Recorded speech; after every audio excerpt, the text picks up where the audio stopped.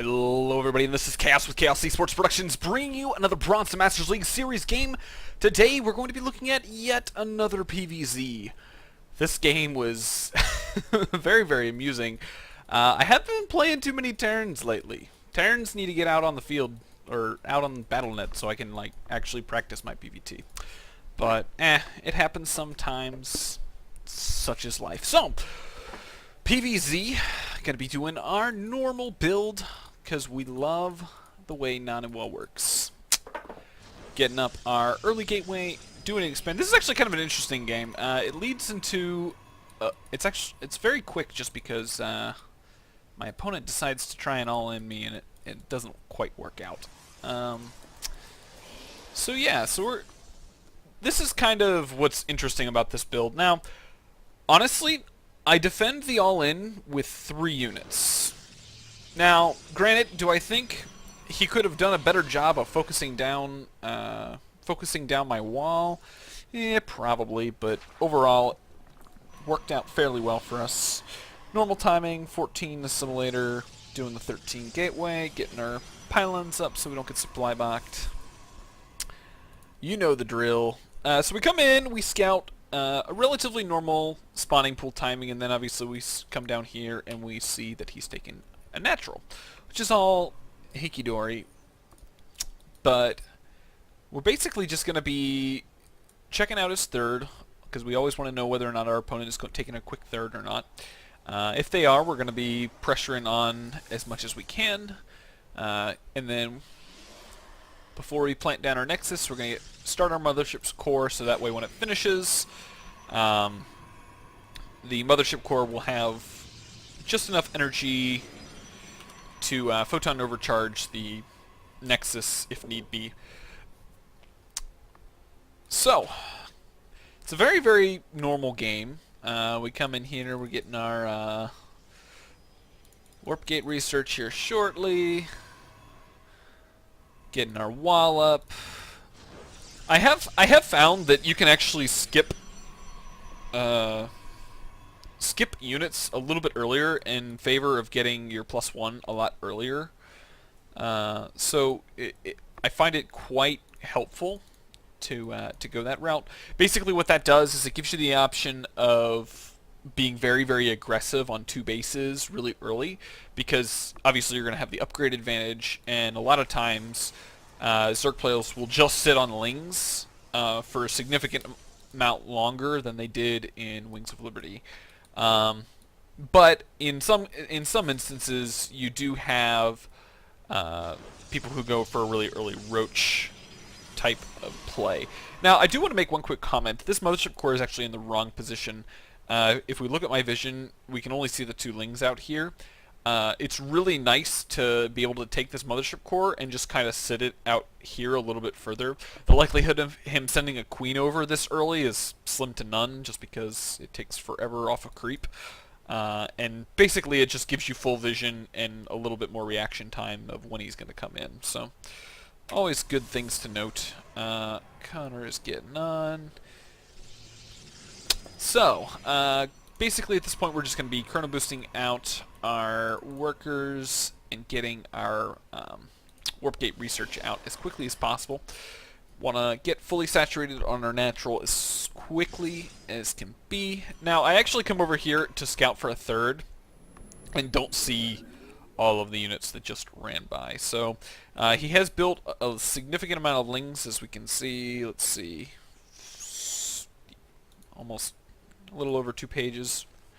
And he's actually continuing to build Lings, so he's looking to just kind of force the issue and come out and win. Gonna be chrono boosting out our Sentry as quickly as possible, because obviously I'm gonna have 1,000,000 Lings in my base. Now, in this situation, obviously we're pretty worried that we're not gonna be able to make this work. So we're actually gonna slow it down to normal. Okay, so I wait a little bit to do as much damage as I can and see what he decides to focus. If he chooses to go balls to the wall against the pylon, which is actually probably, in my opinion, the better of the 2 choices, because the likelihood of him being able to squeeze through there is is better. Since he's choosing to go for the Forge and the upgrade, obviously, we're going to want a force field in front of the Forge. But in this case, he sends just a handful more Lings, so I'm a little worried that my Zealot's going to get taken out. At this point, we throw down our Photon Overcharge, and he's not being very efficient with his Lings. We're just sitting here, 3 units, defending off an all-in, no big deal. Zealot's going to come out and do a little bit of damage. He's only got 4 units, and then he kind of debates between trying to kill the Zealot versus the Forge, and that was just poor decision making on his part. He went straight for, you know, units. Didn't even worry about the fact that I have a probe sitting in his base where I can build a pylon. Warp gate research is done. Things are looking awesome for us, and he actually comes in here and I think barely takes out the Forge. But at this point, I've got +1, and if we look at his larva, he really doesn't have any. Even if he were to continually inject, I've got a warp-in pylon over here. I've got a warp-in pylon over here. He hasn't scouted either of them, and we can immediately go counterattack and win.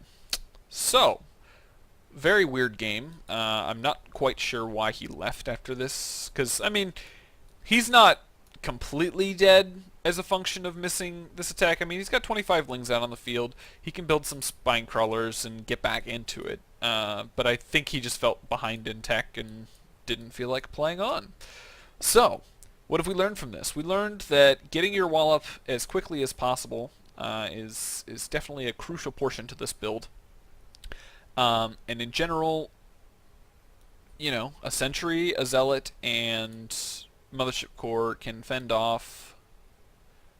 Let's see, how many Lings? Bunch of Lings, 32 Lings, 38. Yeah, so roughly around 38 Lings, and that's just, I mean, that's 3 units. It shouldn't be that difficult. Honestly, I probably should have built an extra cannon.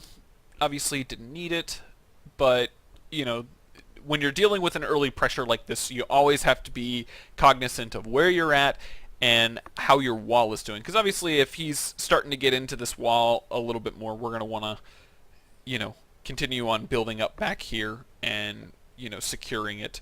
So, basically what you would do after this is you would plant down your robo and immediately go counterattack. That way you're getting your tech choice up, as well as putting on a little bit of pressure to force him to make less drones. So I hope you guys enjoyed this episode. Feel free to let me know if you got any questions about the build in the comments. Also, feel free to like if you enjoyed, subscribe if you're new, and I will see you guys next time. Also, there's a chance I might be doing a casting, I don't even know what to call it. It's a guy over in the UK who does this really weird show where he gives out challenges for a caster, and so I think I might do that tonight. We'll see. I haven't heard any other details from him, but stay tuned, and we will. I'll put any details that I figured out in the description of this YouTube channel posting.